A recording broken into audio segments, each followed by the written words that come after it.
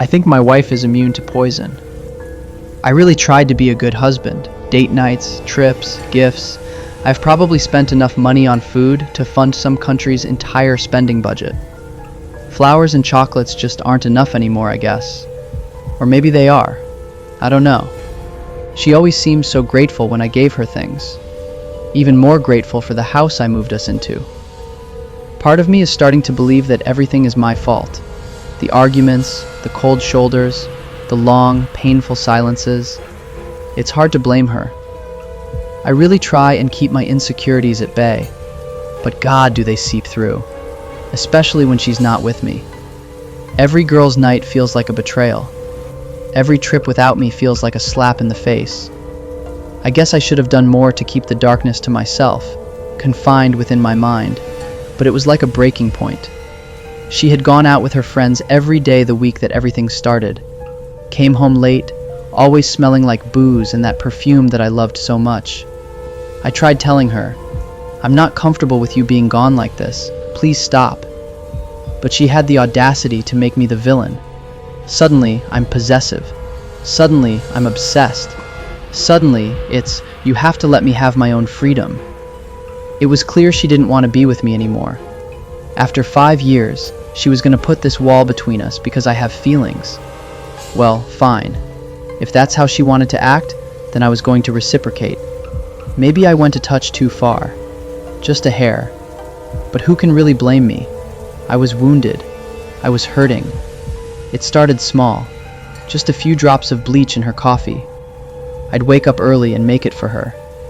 "This should help with the hangover, sweetie." I'd watch her sip it, smiling to myself but playing it off as romance. She'd guzzle it all down and thank me without complaints. I just thought I hadn't put enough. The next morning, I increased the dose to a full cap. She'd drink it, compliment how good it tasted, then it'd be right back to our regularly scheduled program.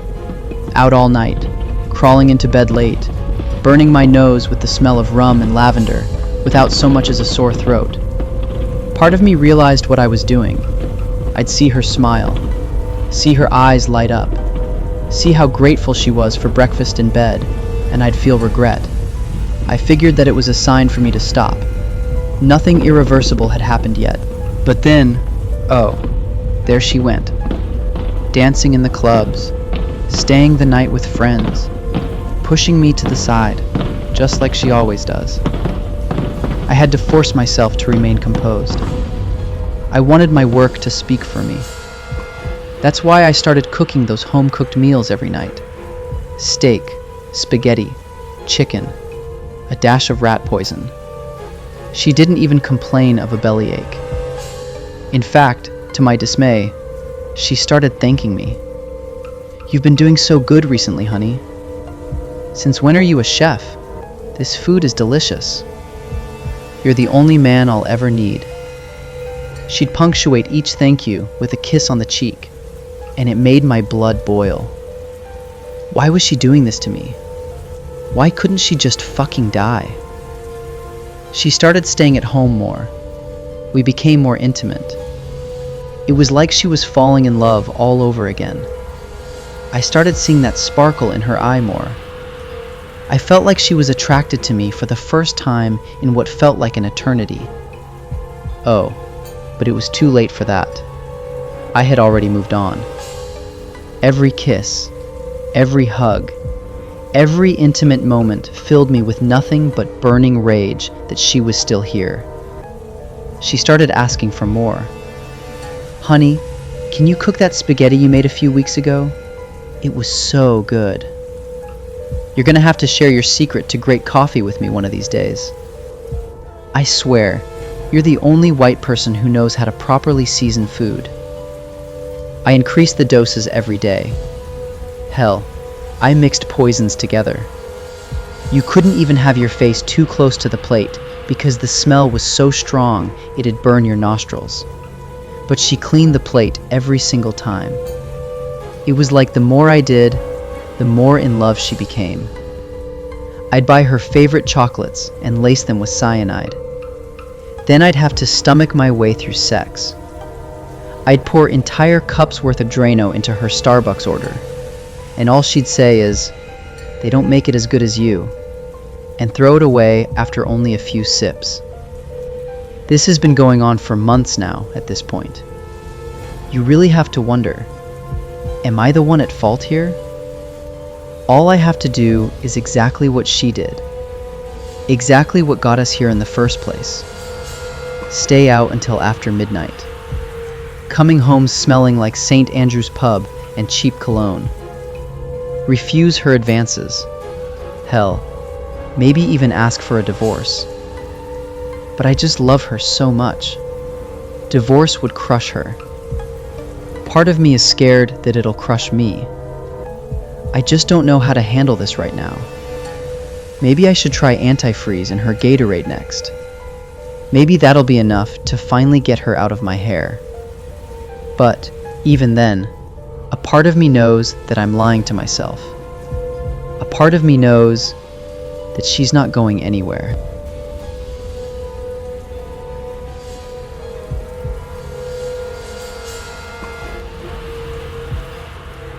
My daughter thinks her mom abandoned us. I don't know how much longer I can keep lying to her. I'm a single father. By choice, though. I wanted a better life for my daughter, and, unfortunately, her mother was not compatible with the life that I envisioned for her. Drugs, alcohol, late-night escapades with men she met at the bar. Being a mother was a foreign concept to her. I'd look at her. I'd look at my daughter. I'd feel ashamed that I allowed this to happen. We were young and dumb.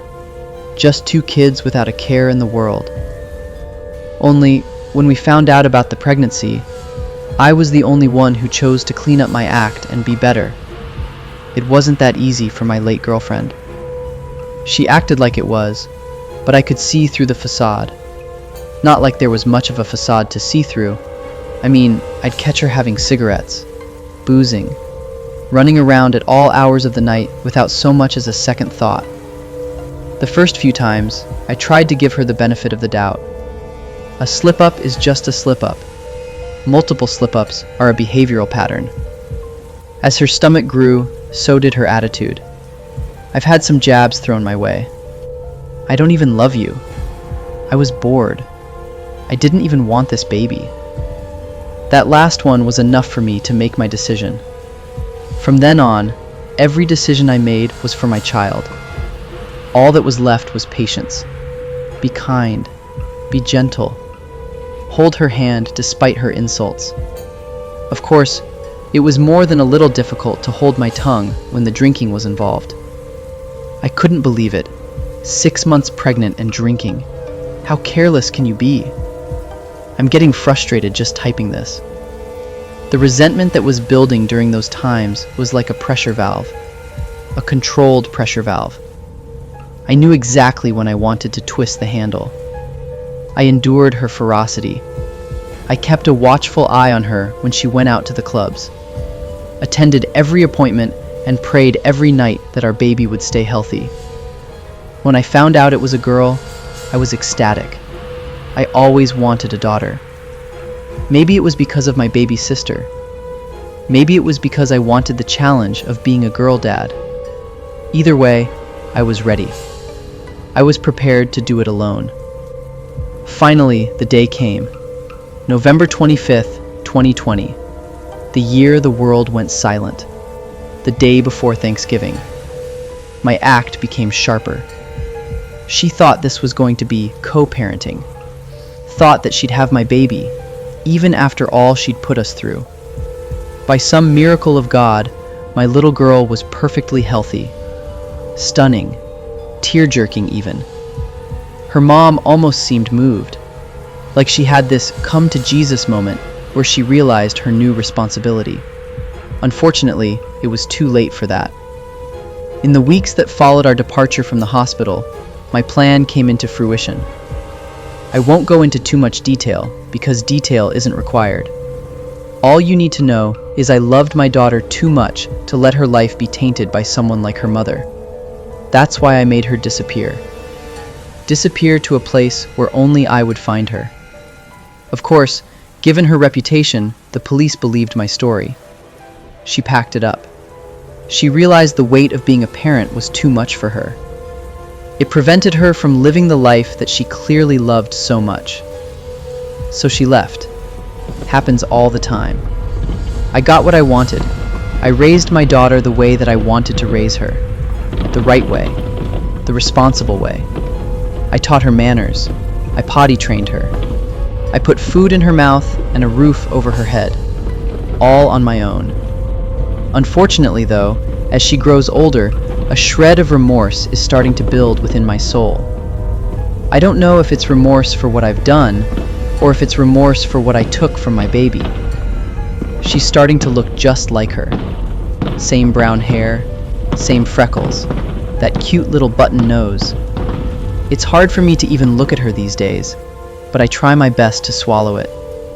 She knows that she's gone, but in her head, she thinks that her mom just left us. Hated her. Hated me so much that she just took her things and left. Every time she talks about her, all I can feel is pain. Pain in my heart, pain in my chest and body. I don't know why. I had fully convinced myself that what I did was right, but now I just don't know. Her 6th birthday is coming up in a few months. I want to make this birthday special, but I need her to be prepared. I want to show her the grave, and all I can hope is that she understands.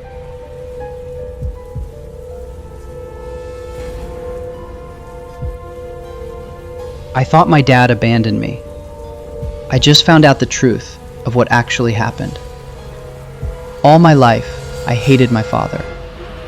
My mother made me believe that he hated me too. I was led to believe that he abandoned us. Found out my mom was pregnant and fled, like a coward. Growing up without him made life more difficult than it needed to be. I didn't have any positive role models, any male figures to teach me how to be a man. I had to teach myself. At least, I tried to teach myself. My mom kind of insisted on me being a mama's boy. No matter how hard I tried to pry myself away from her and live freely, she'd pull me back in with guilt trips.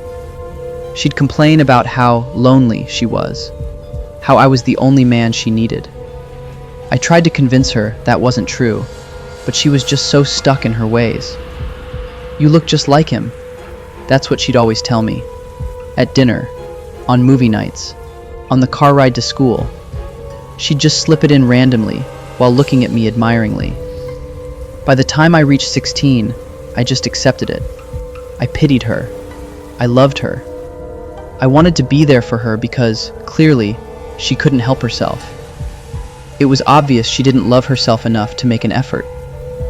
As I grew in physical maturity, things started to feel uncomfortable. It was like I was an off-limits boyfriend to her. It made me sick, but I didn't know what to do to stop it.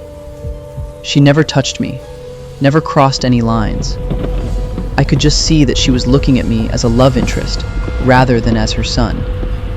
It caused a lot of uncomfortable arguments and cold shoulders, but I could never abandon her like my dad did. I wanted to be by her side, especially considering how sick I could tell she was. She couldn't be left alone. On nights where she felt particularly nostalgic, she'd sit me down on the couch, and we'd go through my old baby clothes. I remember when this used to be too big on you. Can you believe how much you've grown? Ah, I loved these shoes on you. They were so cute. You used to be my little munchkin. You're my big, strong man now, aren't you, baby? She kept bibs, pacifiers, bottles, etc. But the thing she cherished the most was the blanket I was wrapped in when I was born. This tiny little ocean blue blanket that she insisted on keeping in its own box. She kept it silky smooth, fresh and as clean as the day she got it. But now I'm realizing she never bought it at all. She wasn't even at my birth. She's not even my mom, at least according to my dad. I don't know what to believe right now. I turned 18 yesterday, but instead of being a milestone birthday, the day ended up being known as one thing to me. The day my dad finally called me. Mom had woken me up with a breakfast of waffles, bacon, and eggs in bed before leaving me alone to go get dressed for the day she had planned for us. As I enjoyed the meal, scrolling through TikToks, and realizing that I was now legally an adult, my phone began to ring. There was no caller ID. I answered out of curiosity and got an urgent earful from the man on the other end. Donovan? Is this Donovan? Yeah, this is him. Who's this? Oh, thank you, Jesus. Thank you, thank you, thank you, Jesus. I've been trying to reach you for 18 years. The man sounded like he was on the verge of tears, breathless and hysterical. Happy birthday, son. Oh my God, happy birthday. Your mom and me have been trying to find you for so long. My ears perked up. My heart clicked faintly. Is this a joke? Who is this? I think you may have the wrong number. I've lived with my mom my entire life. There was a silence that lingered for a long while. Okay, I think I'm gonna hang up now. Crazy coincidence, man. Don't hang up. I'm sending you pictures right now. That woman is not your mother. One by one, the messages began to come through. They were from the day I was born. My dad held me in some. The woman in the hospital bed held me in others. In each one, I was wrapped in that same tiny little ocean blue blanket. Only, that wasn't my mom. They looked nothing alike. But when I looked at my dad, I saw myself. You need to get out of that house, son. She took you. My heart began to beat faster. I didn't know how to respond. She stalked me. She was obsessed. When she found out I was getting married and that my wife was pregnant, it drove her over the edge. What? No, that can't be true. What are you saying right now? I whimpered, holding back my own hysteria. God, why are you still not leaving that house? Get out now. We're going to find you and pick you up. She took you from us, son. Right from under our noses. We never saw either of you again. Please, just please get out of that house. A tear fell down my face. I was silent. I thought for either a few seconds or an eternity before removing the phone from my ear and hanging up. My mom walked into the room a few moments later. She was adjusting her earrings, her head cocked to the side as she smiled at me. You ready for our day, my sweet boy? I smiled back at her. Yes, Mother, I grinned. I can't wait.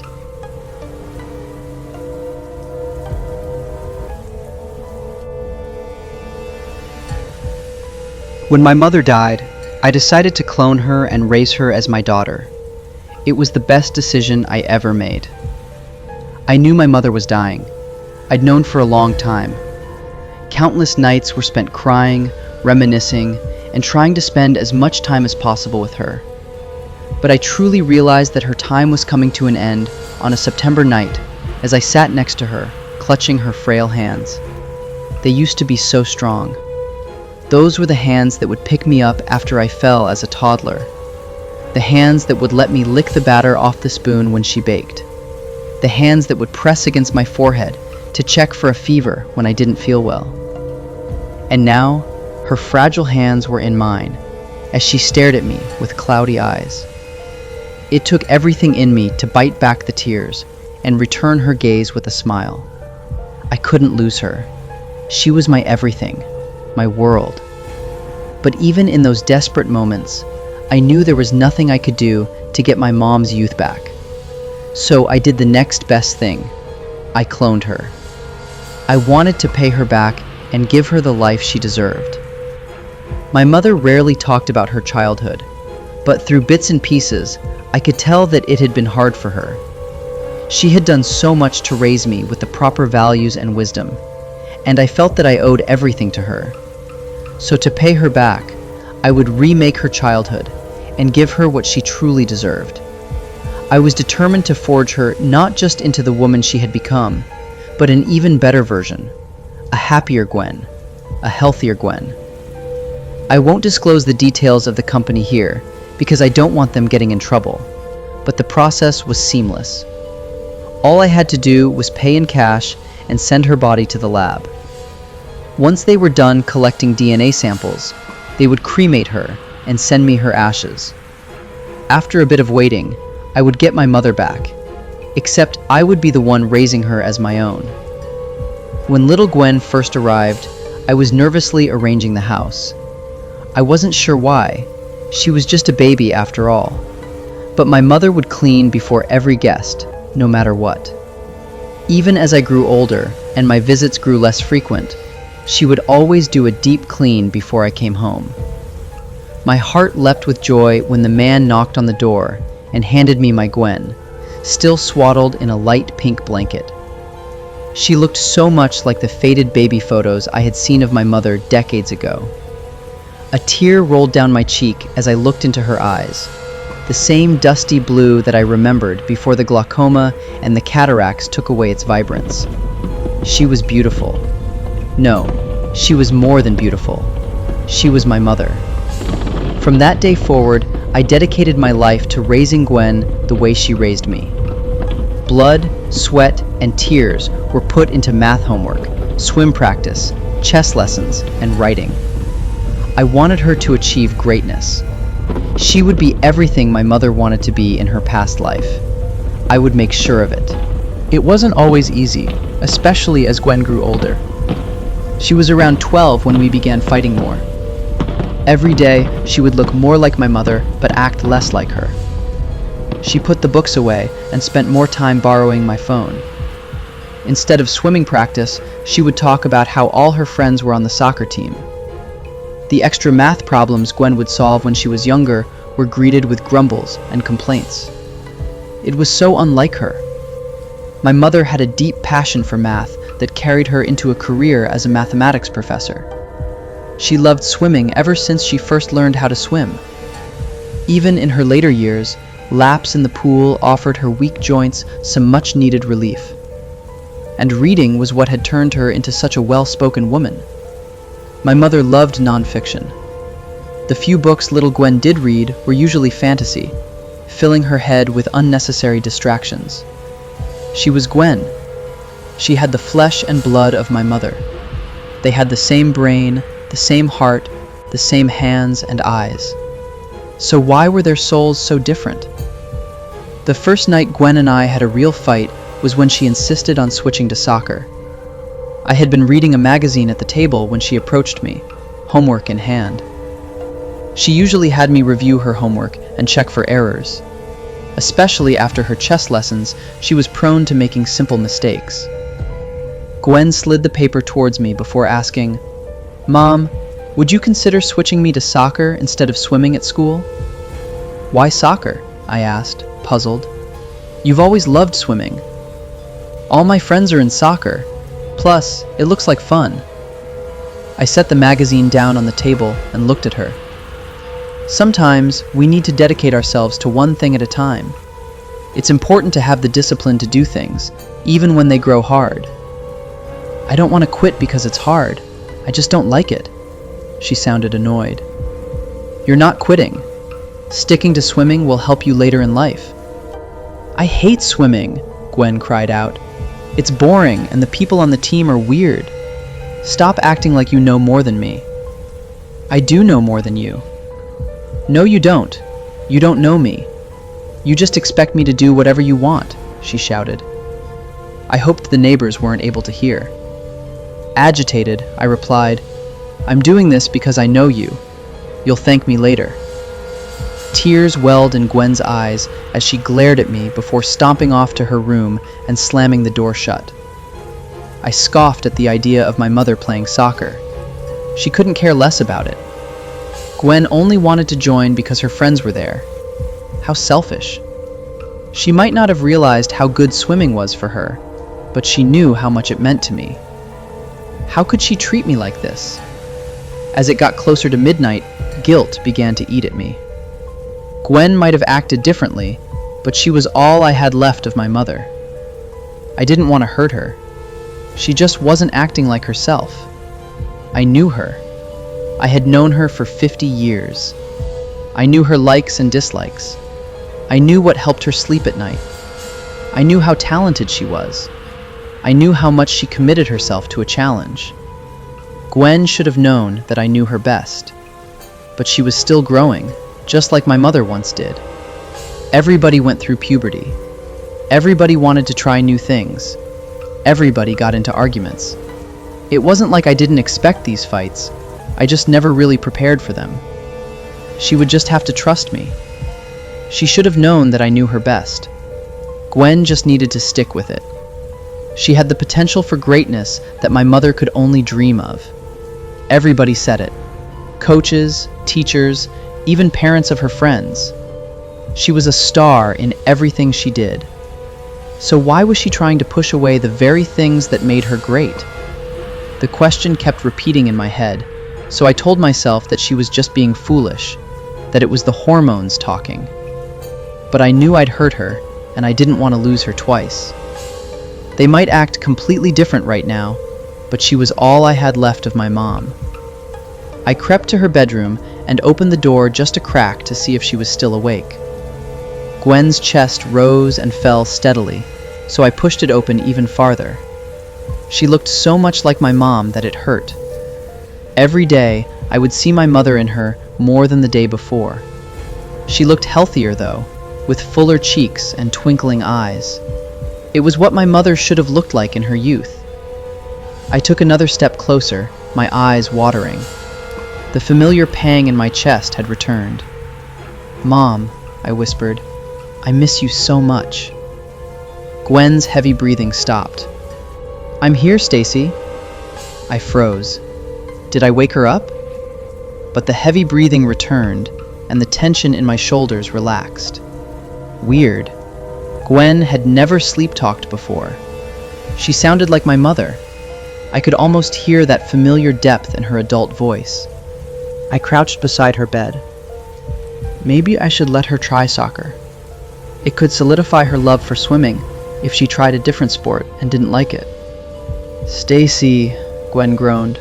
Her eyes remained closed. I reached out and cupped her smooth face. I could feel her heartbeat where my fingers rested beneath her ears. "I'm here, Gwen," I whispered. Her eyelids fluttered but remained closed. "Stacy, baby, it's me, Mommy." I held back a sob. She sounded so much like my mom. Could it really be her? Was she speaking to me through little Gwen? "Mommy?" "Yes, Pumpkin." My mom had always called me Pumpkin. It was something reserved between us. As much as I missed her, I never told little Gwen about the nickname she'd once given me in her past life. I tried not to let Gwen know too much about my mother. I couldn't let her catch on. It would be too big of a shock, and I didn't want her to question her whole humanity, her very life. I wanted her to live like a normal person. "I've missed you so much, dear," she spoke again. Oh God, it really was my mom. How was this possible? Tears kept streaming down my face as I realized that I was speaking to her again. Somehow, I was here, talking to the one woman I would have done anything in the world for. I felt like a little girl. It was so good to hear her old voice one last time. I'd recorded her in her final days so that I could listen to her, but it was nothing compared to this moment. Her voice sounded so much stronger now. Older, but stronger. "I've missed you too." I couldn't tell if what I said was discernible between my hiccups. I was crying quietly to not wake Gwen up, but it was so hard. I let my tears fall onto the blanket beside her. "Now, honey, we don't have a lot of time. Gwen might wake up soon." "What do you mean?" "I need you to trust me on this, okay? Do you want to see me again?" I nodded vigorously. I would give anything to spend one last day with my mother again. "Yes, of course." "Where your hands are, do you feel that pulsing?" I paused. What I had mistaken for a heartbeat was actually something else entirely. There was something underneath her skin pushing from inside, like it was trying to get out. It moved at a steady pace, but it definitely wasn't natural. "Yes, Mom." It felt so good to address my mother again. I never thought I would be able to say it after she died. "That's me. Can you feel me pushing?" I nodded, my breath hitching in excitement. I could feel her. I was only millimeters away from feeling my mother. This is going to sound strange, but you need to believe me. You know that I've never lied to you before, right? Okay. Gwen is a skin. They did more than just clone her. They put my soul inside of her too. I furrowed my brow. Skin? What do you mean? Gwen suddenly shifted, and I quickly drew my hand back towards my chest. My mother waited for her deep breathing to resume before she continued. It was never about cloning. They targeted people who had lost loved ones for a reason. They wanted to keep the body and the soul alive. They did more than you asked for, honey. They kept me alive too. I pinched myself to make sure I wasn't dreaming. It sounded unbelievable, but my mother wouldn't lie to me. But Gwen is nothing like you. She strays farther from who you were every day. Gwen is my shell, honey, but she is not me. I'm here, but Gwen and I are two separate beings. I lost track of time as my mother explained the situation. More than once, Gwen moved in her sleep, and every time she did, I feared that she would wake up and I would lose the chance to speak to my mother again. But my mom went on, explaining how Gwen was simply a vessel for her. How inside, her soul had drawn enough of little Gwen's energy and cells for her to begin growing inside of her clone. The company had done more than it had promised. In fact, it had recreated life in a way that no other scientists were able to do. They had reversed death. They had brought my mother back from the dead. All for a couple $100,000 in cold, hard cash. It was a steal, honestly. It's getting tight in here. I'm going to need to be let out soon. Is there anything I can do to help, Mom? I couldn't stop saying it. I'll do whatever it takes, Mom. I tasted the words on my tongue. It felt so good. For a few moments, my mother didn't say anything. Mom? I asked again. This is going to be the hard part. I'll do it. I'll do anything to see you again. My heart raced with excitement. I missed my mother so much. When I was a little girl, she always told me when I'd hurt her. She reminded me when I was being ungrateful. She'd teach me equality, to show that the pain from her blows were less than the pain she felt when I'd make a mistake. I still needed to make it up to her. I had hurt her with my mistakes, my failed tests, my petty complaints. So much of her pain and suffering had been caused by me, but I could fix it all now.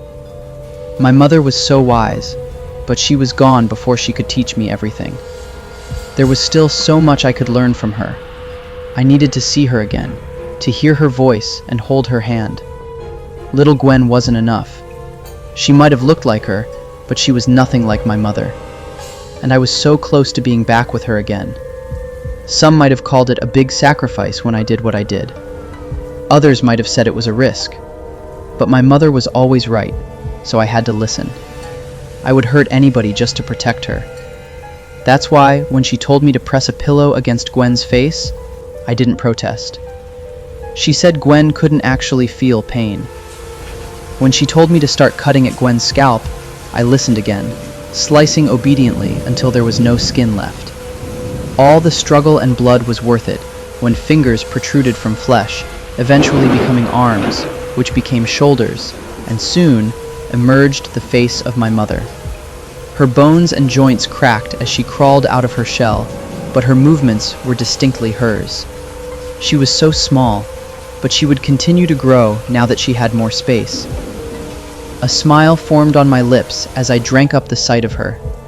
I'd missed the mole on her lip and the slight hunch in her posture. Little Gwen didn't have those things. Standing before me was my mom, just as beautiful as I remembered.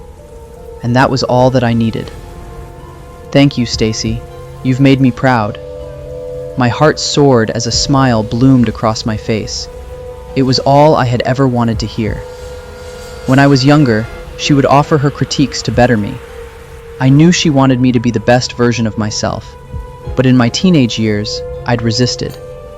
Then I went to university and moved out, and I couldn't prove myself to her like I wanted to. Her harsh comments and painful strikes and blows all made up for this moment. I had finally done it. I'd made her proud. and all I had to do was listen. This is why I didn't protest against her, because my mother was always right. I'm posting this now for those of you that want to see your loved ones again. It's possible. I've found my happiness, and maybe you can too.